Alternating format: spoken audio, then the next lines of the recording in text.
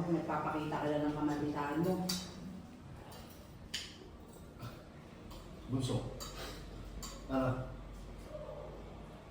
Lagi bang yung ganito ito? Hindi pa. Acting na to.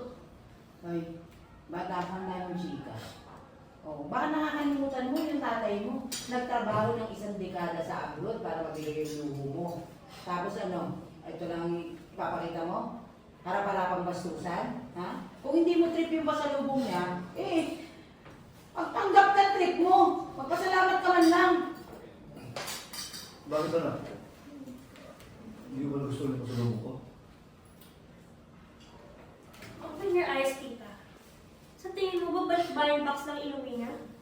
Soon enough, mag-uwi na rin yung bagong asawa. Alex, tama na. Pinagsasabi mo? Ano ba pinagsasabi mo talaga? Nakadroga ka ba? Hindi. That woman at the airport. That is your woman, right? Sabi Sophia.